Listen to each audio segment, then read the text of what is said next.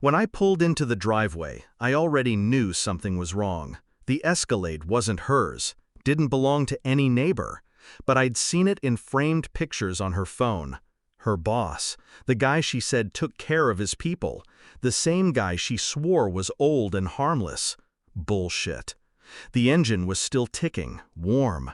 I parked around the corner, didn't go in loud, just turned the key slowly and stepped inside. That's when I heard it. Rhythmic, desperate.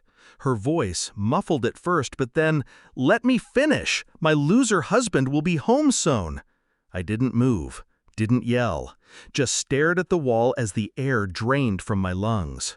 My fingers curled into a fist but never rose. I backed out, silent as a ghost, and closed the door without a sound. She didn't hear me come. She didn't hear me leave. She never even knew I was there. 10 years married, 5 before that together. She was my first and only. Built her art business from scratch with me hauling canvases, fixing her site, networking at events I hated. I made her coffee at 4 a.m. before markets. Gave up promotions to be home earlier. Thought that was love. Turns out, love's just a stage before the knife goes in. I didn't go home. I went straight to the job site, grabbed the Caterpillar key from the foreman's lockbox, and drove it down the block under cover of night. His Escalade sat pretty under the porch light, gleaming like it knew. I positioned the bucket arm above the windshield and let the first load of wet concrete pour slow and steady. It hissed when it hit the leather seats, filled the cabin inch by inch until it sloshed at the windows. I parked the machine 2 blocks away, walked home. She was asleep, alone again. I didn't speak, just stared at the ceiling until dawn. That was step 1. Over the next 6 weeks, I played the husband she expected. Same smile, same dinners. But I was watching, listening, gathering. She didn't delete the messages, didn't even change her password. Arrogance does that. He called her baby, called me a joke, promised her a gallery in Manhattan, a new loft, no prenup. She laughed at my name like it was dirt in her mouth. I transferred copies of every message, every photo, every voice memo to a flash drive. Planted a second in his office printer when I visited her gallery by surprise. He was married too, wife, 2 kids, a Fortune 500 inheritance waiting for a scandal. He picked the wrong loser. I found the wife, sent her everything. No signature, no return address, just a manila envelope in her mailbox marked, "You deserve the truth." 3 days later, the headlines hit. Real estate mogul caught in affair scandal. Divorce, lawsuit pending. His wife didn't just leave, she cleaned him out, froze accounts, cut him from the board.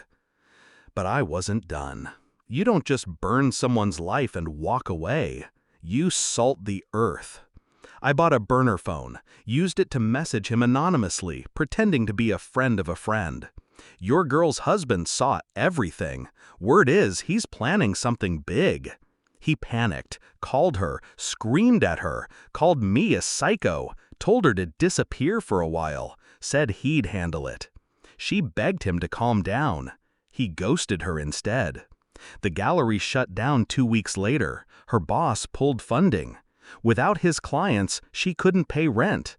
I offered to help, smiled even, then pulled out a pre-written separation agreement.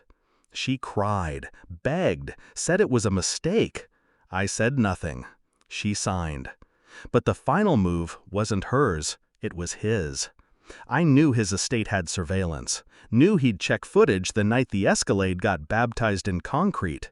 But I also knew where the security feed backed up, and I knew the guy who installed it. Let's just say the new footage showed a random teenager with a ski mask and a stolen cement truck. And let's just say his insurance company didn't believe his story. No coverage, no payout, loss, total. The last time I saw him, he was standing outside a courtroom, screaming into a phone about fabricated evidence and setups. I walked past. He didn't recognize me. Not with the new suit, new posture, new eyes. I didn't stop. Just left him there, choking on the ruins of his kingdom. As for her, she moved back in with her sister, took up temp jobs, still paints, but no one's buying. I kept the house, sold it 6 months later for double. I don't hate her anymore. I don't need to. She lives in the ash. I built something new. Funny thing about betrayal, it doesn't break you, it sharpens you. And once you've been sharpened, you never dull again.